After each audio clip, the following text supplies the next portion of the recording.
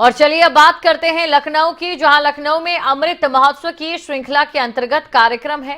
Kakori train action के अमर वीर शहीदों को नमन किया जा रहा है। शहीदों के परिजनों के सम्मान में कार्यक्रम का आयोजन यहां पर किया गया है और मुख्यमंत्री योगी आदित्यनाथ कार्यक्रम में मौजूद है। तो ये बड़ी खबर आपको हम बता रहे हैं। लखनऊ में शहीदों के परिजनों के सम्मान कार्यक्रम में मुख्यमंत्री योगी आदित्यनाथ मौजूद हैं और जनता को संबोधित कर रहे हैं। क्या कुछ कह रहे हैं, आइए आपको सुनाते हैं। का इन देश के लिए मर मिटने वाले उन बलिदानियों का, जिसकी परिणति आज भारत तेजी के साथ दुनिया की एक महाताकत बनने की ओर अग्रसर है। और इसीलिए देश के यशस्वी प्रधानमंत्री श्री नरेंद्र मोदी जी ने देश का आह्वान किया कि देश अपनी आजादी का अमृत महोत्सव में प्रवेश कर गया है। आजादी के 75 वर्ष हम सबको आत्मावलोकन करने का एक अवसर दे रहा है। हमने क्या खोया है और क्या पाया है इन 75 वर्षों में। अमृत काल है।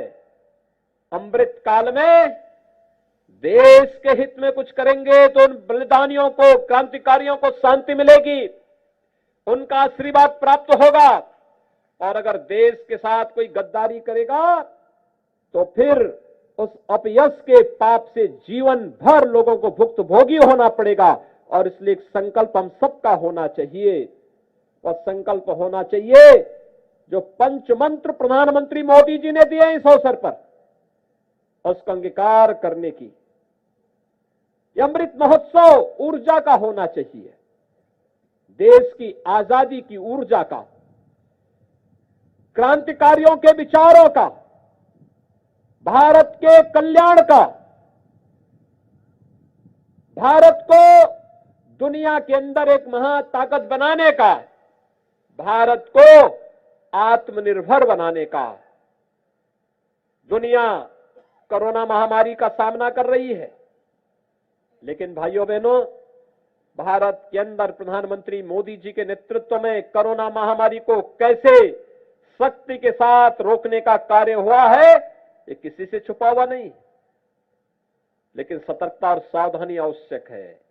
और इस सतर्कता और सावधानी के साथ आप सबको जोड़ने के लिए आज एक बार फिर से मैं आपके बीच उपस्थित हुआ हूं, आपसे कहने के लिए, आपको इस बात के बारे में बताने के लिए कि स्वाधीनता का यह आंदोलन जिन क्रांतिकारियों ने अपना बलिदान देकर के चुकाया था, आज उसी का परिणाम है कि देश के अंदर 135 करोड़ लोगों को बचाने के लिए फ्री टेस्ट, फ्री उपचार, फ्री में वैक्सीन और फ्री में राशन की व्यवस्था प्रत्येक नागरिक को बिना भेदभाव के उपलब्ध कराने का कार्य अगर सरकार कर रही है, इसलिए क्योंकि देश स्वाधीन है, सरकार की जवाबदेही है, सरकार अपनी जवाबदेही के साथ पूरी प्रतिबद्धता के साथ कार्य कर रही है।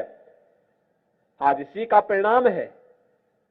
हम यहां पर बैठे हैं, इसके ठीक बगल से लखनऊ रिंग रोड बन रही है। यह विकास को एक नई ऊंचाइयों तक पहुंचाने का, रोजगार सृजन का एक माध्यम बनने का एक माध्यम बनेगा। आज इसी का परिणाम है कि हर गरीब के पास अपना मकान हो। सरकार ने प्रधानमंत्री आवास योजना लागू की। हर गरीब के पास अपने घर में रसोई गैस का कनेक्शन हो। सरकार ने इसके लिए प्रधानमंत्री उज्ज्वला योजना लागू की। हर गरीब के पास अपना विद्युत का कनेक्शन हो, इसके लिए सौभाग्य योजना लागू की।